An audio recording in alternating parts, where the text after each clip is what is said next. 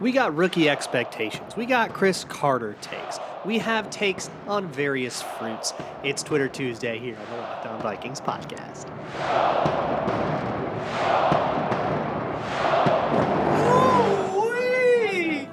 You are Locked On Vikings, your daily Minnesota Vikings podcast, part of the Locked On Podcast Network, your team every day. What's up, everybody? Welcome to another episode of the Locked On Vikings podcast, part of the Locked On Podcast Network, your team every day. Today is Twitter Tuesday, so if you ever have a question, you can send it to me on Twitter at LukeBraunNFL or at Locked On Vikings. And the first question comes from Stu that says, why do you say that you are the first listen of the day when that is never true? So here's the thing. If I am your second or third or fourth or whatever listen of the day, we take those, and it can be our little secret. When I say first listen of the day, to you, Stu, I mean second listen or whichever one it is, but we take those. Look, y'all, it's good to be back in front of the mic for real, and thank you for putting up with the whisper podcasts of the last week or so, and also hello again to YouTube. I know I've been off of YouTube for the last few days. We're back. We're on the cadence again, and we're doing good. Moving on with the mailbag, though, Nate Walton asks one that says, it is February 2018, and the Eagles have won the Super Bowl. Rick Spielman ends up lost in a portal, and suddenly you are the GM. Assuming you don't know what you know now about the players in the draft, what do you do different with the resources we had? Okay, so my answer to this, basically, so I could... Assuming I don't have hindsight, that means I have to go back and tell you what my answer to this was in the 2018 offseason, because I disagreed with some of their moves in the 2018 offseason, and I had alternatives that I would have done, and so I kind of feel like I have to take that for better or worse. I just have to tell you what that was, and eat what worked and what didn't, right? So what I would have done, first off, I was super out on Kirk Cousins like right away. I didn't want to go pay the free agent premium.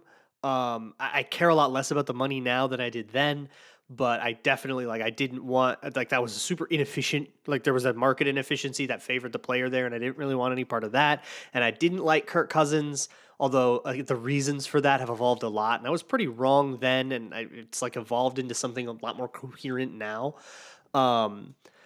But I didn't want to go for Kirk Cousins, the free agent quarterback. I wanted to keep Teddy.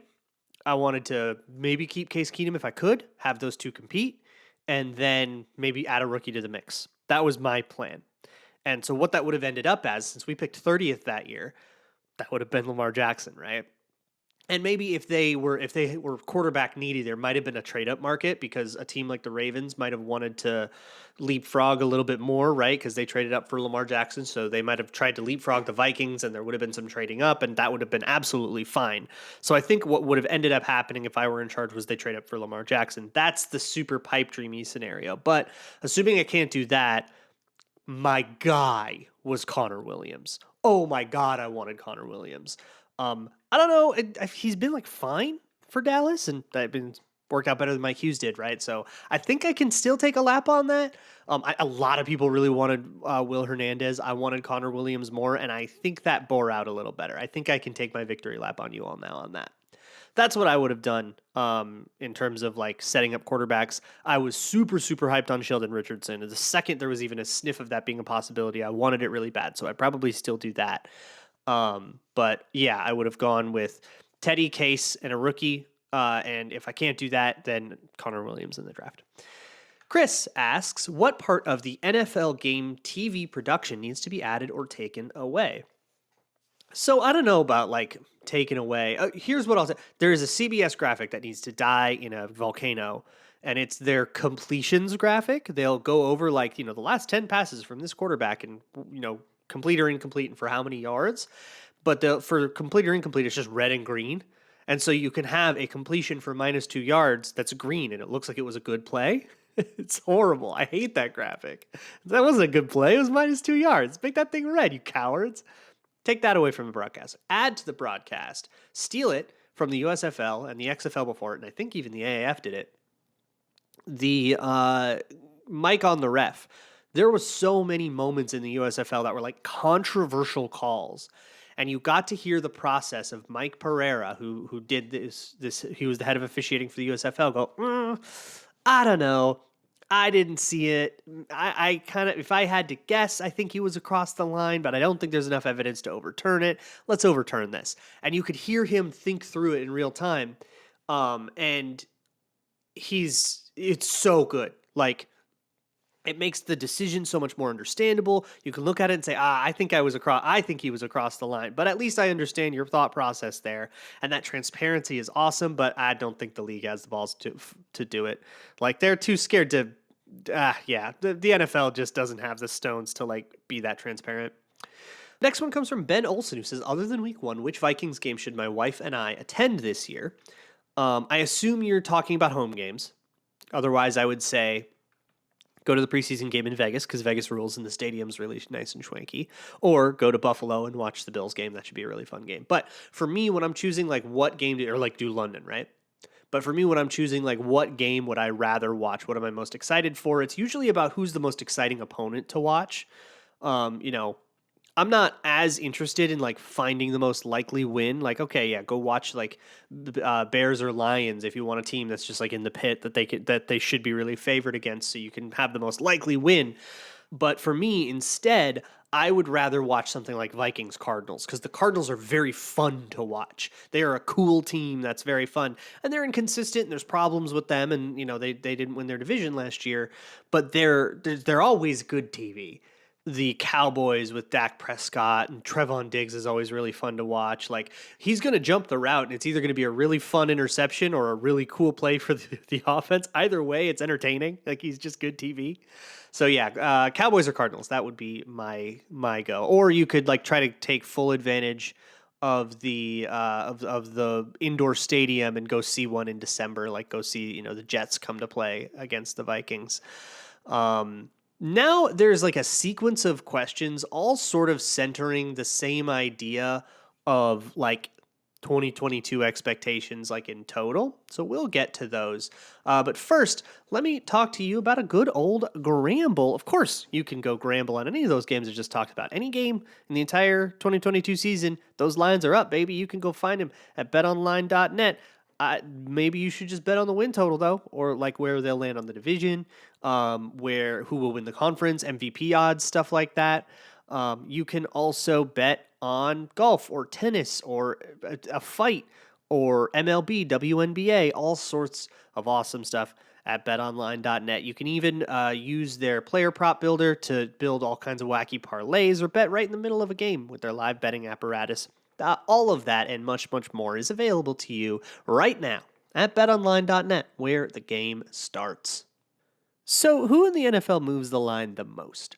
Starting July 18th, Locked On is going to give you the 50 most valuable players in the NFL from the odds makers at BetOnline. Available July 18th on Locked On NFL or wherever you get your podcasts. Really excited for that. But let's move on for now with this mailbag. And the first one comes from Luke Shimshak, who says, do you feel this season will have the same results as the last few seasons? That's a huge question. And to answer it, to give that question its proper due, it would probably take like 3 shows. But there are a couple of points that come up in the next couple of questions that I think address it really well. So let me circle back to your question, Luke Shimshak, and go to Kurt with 2 C's, who says, thoughts on going from Zimmer to Donatel, even with the free agency acquisitions? It feels like there's a drop-off that's being overlooked. And that question is answered by the next one, which is from Bruce Johnson, who asks, new systems on both offense and defense. Do you see a transition time, especially in the beginning of the season, as the players continue to figure things out? And will that be a problem? So yes, Bruce, to your question, I do see that, and I do think it'll be a problem, but it's a short-term one, right? Because eventually they figure it out and it's not a thing anymore. But for the time being, there is going to be some kinks, some growing pains, right? Especially with the new defense. So going from Zimmer to Donatel is going to be a really big adjustment for some of the veterans. It's a different role. It's a different terminology. It's different responsibilities. Danielle Hunter is going to be moving around more. Eric Hendricks is going to be doing different stuff. It will be different. That will take getting used to. You do not step into a new thing day one and expert at it. Even though you work on it at all camp, that's like 2 months. Like, including like off-season activities and like everything. It's like 2 months total. How good can you get at something in 2 months, right? Versus how good you'll be after like a year. There will be growing pains, and I think there will be a lot of mental mistakes in the first half of the season. So yes, that will be an issue, and I do think that there will be an initial drop off between Zimmer and Donatel, right? Now Zimmer, genius defensive mind. Well, most people agree on that, right? I don't think I have to justify that to you. And so going from him to a disciple of a genius defensive mind in Vic Fangio might have some kind of drop off. However, there's also like a timing aspect to this with like the meta of the league. I hate using that. I use that word, the meta, but it's like the offenses that you're seeing in the league respond a little bit better to Zimmer defenses than they did when, Zimmer was in his heyday, 15, 16, 17. In today's NFL, that Vic Fangio scheme is a better move. And that's part of why the Vikings hired Donatel, right? That's why they brought in that scheme, because Kevin O'Connell was sick of losing to that kind of defense. And the kind of offense that O'Connell runs is all over the league, losing to that kind of defense. So let's get that kind of defense. So there's a good reason to go to that scheme now, and that might have like some positive impacts. But yeah, there's going to be mental mistakes. There's going to be busts. There's going to be people, open gaps, misfits. It's going to happen. And you be ready for that. Like, it's not going to happen. Hopefully not in 2023 if the coaches are doing their job and getting things installed right. But week one, it's going to be a little rough probably against Aaron Rodgers. All right. So get ready for that. So to go back to Luke Shimshak's question, yeah, kinda. I do. I don't recognize your name, so I'm sorry if you've been listening for a while, but it looks like you might be new. So I'll tell you now, I've kind of been saying all offseason, I don't expect them to make the playoffs this year. First year head coach, right? Like that, you unless something is really unique, you shouldn't. And maybe you could say, well, the Vikings have a more complete roster than most teams that hire a new quarterback or a new head coach. Sure. But I don't see that expectation. I have my own problems with sort of the direction that they're taking the team right now and the investment, both resource wise and just like commitment wise that they put into Kirk Cousins and all that stuff. My hypothesis is that it won't work out, but it's just a hypothesis, right? That's just a theory, as somebody on the YouTube website likes to say. It's a guess. And if I'm wrong, I'm wrong. And I don't think that that's impossible by any stretch of the imagination. But if I had to put my chips on one square, it probably wouldn't be the one where they win a bunch of playoff games and are an immediate contender just for switching head coaches. I don't think it works that way. You got to work a lot harder to get from one coach to the next. There's always going to be growing pains. And those growing pains might sink this year. 2023, I'm going to be a lot more optimistic. But right now, we got to be a little patient and be ready for this to not be a juggernaut right off the bat. I have a whole bunch more questions, but before I get into them, I want to talk to you about your car. Make sure you're taking care of that thing. And you can take care of it by going to rockauto.com. You should have safety supplies in your car. You don't want to get stuck on the side of the road and out of a tire kit. Or, you accidentally left your lights on in the parking lot and now you don't have jumper cables. Get that stuff in your car before you need it. And you can find that stuff at rockauto.com. You can find everything. If you're like a total gearhead, you can find any part. Just like make year, model, and search it out. Like, it's insane. You can find anything, and it's compatible with whatever vehicle you're working with. But for, regular folk that just need safety supplies, you can get that stuff there too. And you're not going to go to a brick and mortar auto shop. Those places are going to charge you up like 30, 50, even 100% more. Why do that? When you can just go to rockauto.com, get the same stuff from the same manufacturers, shipped conveniently to your door. And you can help Rock Auto. They are a family-run business. They've been doing this online forever. They are exactly what you're looking for if you're trying to save a buck on car maintenance. That is at rockauto.com. And in the How You Heard About Us section at checkout, make sure you let them know that Locked On sent you, because if you don't, the rabbits will commit more crimes and I'll have to go on the run again. Rock Auto, amazing selection, reliably low prices, all the parts your car will ever need. Got a couple real fun questions here of this Twitter Tuesday mailbag to get to. The first of them comes from Dylan, who says, do you think Justin Jefferson keeps the gritty as his touchdown celebration, or does he switch it up this year? Looks like he's going to still gritty. I think the gritty's still enough of a phenomenon, and I think he's still getting enough of a kick out of being like the gritty guy. But I think as he gets older, eventually, he will be sick of being the gritty guy. It is more of an LSU thing than a Viking thing, and as he gets, more further removed from LSU, college gets further and further in the rearview mirror. He might want to come up with his own celebration, but I think for now it's going to be the gritty. Wouldn't be surprised to see a switch up at some point in his career. MN Hopes asks, what role could a 5-1-5 play in our defense? Hunter, Watts, Phillips, Tomlinson, Smith, and then Kendricks as the one, right? So you basically say 5 defensive linemen, 1 back. I think that you could probably call that like a base defense a lot of the time.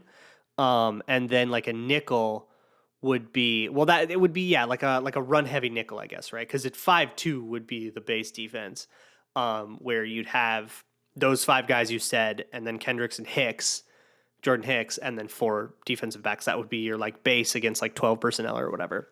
But the 5-1-5 nickel it's interesting. I think it could be a very particular counter to teams like the Rams. I do not believe we don't play the Rams this year, do we? I don't think we do. No, we don't.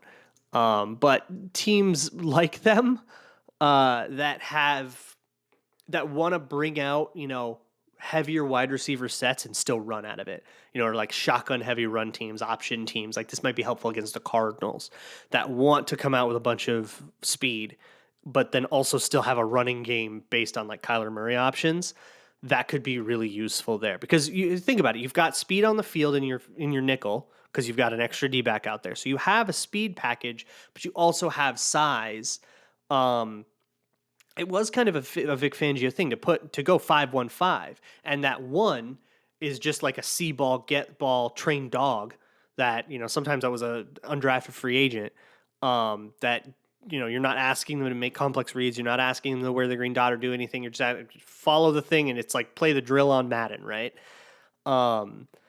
So yeah, that in like Staley's schemes and Fangio and some of Fangio's ilk, that role has been really easy.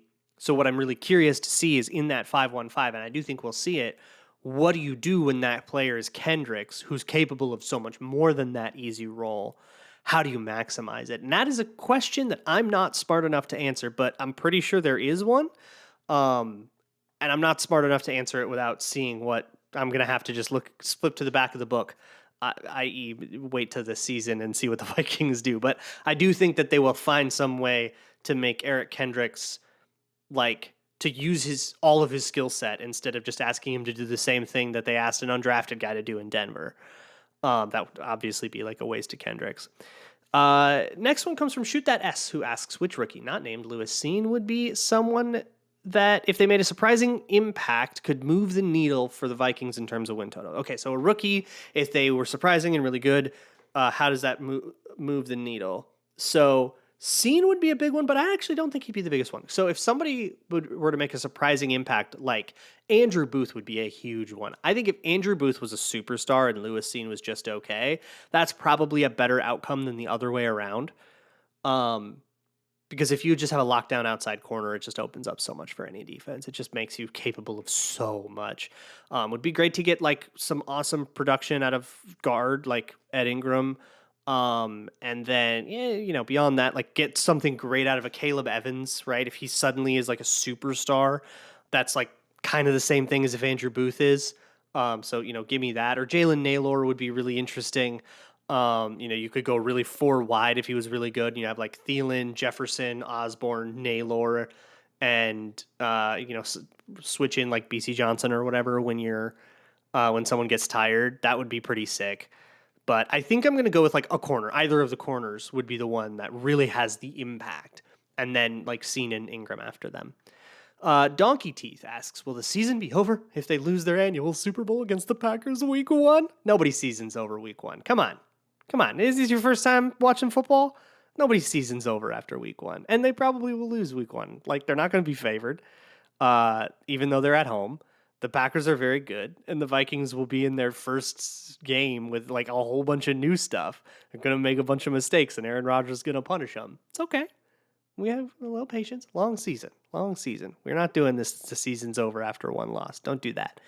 Vikings burner account asks, with how bad the preseason was last year and how that bad the season started, how much do you weigh the quality of this year's preseason? And then a second part, if Mond actually plays QB this time, do you gain any more optimism for the new staff, or is that just gravy? I'll do the second part first. So Mond did play quarterback last time, or do you mean like if he plays like true quarterback? Because he played a very limited quarterback last time where they had very limited reads for him, and it was very clear that like he could only handle so much of the playbook. And he missed a bunch of camp and stuff, so it was like part of that. But it was very clear that there were only a couple of tools in his box by the time he actually had to go out and play preseason, and he was very behind. So yeah, if he's operating a more complex offense in the preseason, that's a good sign for sure. But yeah, for the first part, you're not looking for how good the team is in preseason. You're not looking for who did the best EPA. You're not looking for preseason wins or anything like that. You could point to all sorts of infamous examples. My favorite is the 0-16 Lions team went 4-0 in the preseason. Uh, you're not looking for that in the preseason. For me, primarily the way I cover the preseason is you're looking for who's going to make the team, right? You're covering position battles. You're going, yeah, no, I think this guy took a leg up on that guy, and they're competing over the same roster spot. So, I think, maybe, right? That's where we're noticing, hey, Kenny Willekes was like pretty good. I think he might actually make this team. That's what you're really looking. You're looking more at individuals and less at like team level results in the preseason are so noisy because you've got guys, you've got nobody's playing their more interesting scheme stuff, right? Nobody's showing any interesting cards. So it's all mega vanilla, and the defenses are mega vanilla. So it's like not really simulating what you're going to see in the season. Half the players didn't play last year, if you remember. Like, they kept a lot of players out of the preseason entirely. So it's like, yeah, of course, the backups got killed by everybody's starters. Like, sure. But it's like the same thing goes for them. So like good preseason also can't be that helpful because you're up against like half of their starters and they're playing vanilla stuff. Don't worry about team level success. Worry about individuals and battles, who's winning the start and stuff like that. But like very famously, quarterbacks will test things and throw a bunch of interceptions in camp and in the preseason because they're trying to figure out what they can get away with, and they're trying to lock down timings. The preseason is used for practice. It's used to get a rhythm, to get things going, to get kinks worked out. So you kind of almost want to see him get a bunch of penalties in the preseason, so that's like, okay, that happened when it doesn't count, right? So that they can be a little bit cleaner when it does. But I wouldn't put too much stock into if the preseason's bad. East Coast Vikings fan asks, would Chris Carter have been as successful as Jerry Rice if he had the talent and stability at the QB position that Rice had? I don't think this was a very controversial yes. I'm pretty sure that's a pretty emphatic yes. Jerry Rice was great. Jerry Rice was great. Chris Carter wasn't quite as great. I will still defend to the death that Randy Moss is the GOAT. Sorry, he broke the sport. I mean, he just warped space and time, like in a way that like Jerry Rice was great and an all-time great for a very long time. But I do see him more as a Chris Carter type. He was a traditional wide receiver. Randy Moss was an alien. I digress. Yeah, I think if you put Chris Carter on Joe Montana teams instead of like Rich Gannon teams, yeah, right? Like the production goes up, and his production wasn't that far behind Jerry Rice's. So I think you could probably say that they'd be on a pretty similar level. Like, you don't have to do a lot. Like, Jerry Rice is better than Chris Carter, but I don't think you have to do a lot to even that out, and giving him Joe Montana is more than enough. CJ Sports asks, anything good or bad from Caleb Evans? I got a bunch of questions like this about like, how's this guy look? How's that guy look? We haven't seen anything. Like, OTAs were much more about learning the playbook, and everything was at a slow pace, and there's a lot of walkthrough type stuff. Like, you can't evaluate anybody yet. But hey, we'll keep an eye on it on camp. Cousins Goat asks, Case Cookus to back up Kirk? Okay, unironically, yes. Absolutely. He was balling in the USFL. And I know it's great because he's the guy with the funny name and it's the meme on Twitter, but that dude was killing it, and he was gritty, and he was throwing blocks on like end around runs, and he was like heaving touchdowns. He didn't play quite enough games because he didn't start the season as the starter. He was awesome, and it's super tragic that he got hurt in the championship game, but he genuinely deserves another shot in the NFL, and I would love to see the Vikings take it. He did not get a true shot when he was here the first time. He was in practice for 2 days, and I'm pretty sure he only actually like threw in drills like a couple times. He was mostly just a handoff machine so that the running backs could do their drills, because all the Vikings quarterbacks were on the COVID list, and they literally didn't have anyone to hand off. So he didn't really get like a true shot. Like there was nothing to evaluate him on while he was in camp. He was literally just a warm body. But I think he does deserve that true shot. I would love to see the Vikings take it. Yes, absolutely. And I'm definitely not just saying that because of the funny meme about his name. Yannick Eckhart asks, which Vikings offensive lineman would be best in the Trent Williams OT and motion play? So you might remember this one from, I think the 49ers actually used it against us in our game against them. But they had Trent Williams basically pull across the formation and become a lead blocker. Christian Darrisaw did the same thing, more or less, a little bit the same thing in college, Virginia. So it's him. Cleveland would probably be good at it too. I wouldn't mind Bradbury as it. I mean, he certainly can scoot in space. So that whole left side seems like, but Darrisaw has kind of a lot of proof of concept of that role on tape. So it's Darrisaw. Guy asks, why do you hate yourself by covering the team? I don't hate myself. Do you hate yourself for being a Vikings fan? No, I love being a Vikings fan. The pain is part of it. You know, sports are fun because they hurt you, because they can hurt you. So then when they don't, it's that much more happy, right?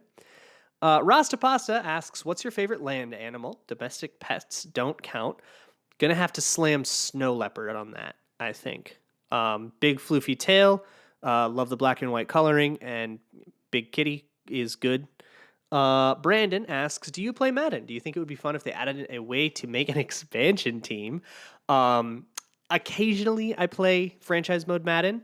And to the second part of your question, hell yeah. When I was a kid, and you could create teams. I created 32 teams and subbed every single team out for a create a team and had a franchise mode of all created teams. And that was the best experience I've ever had on Madden. And then they took create a team out, and I haven't had nearly as much fun ever since. Rorschach Cousins asks, finally, what is your favorite berry?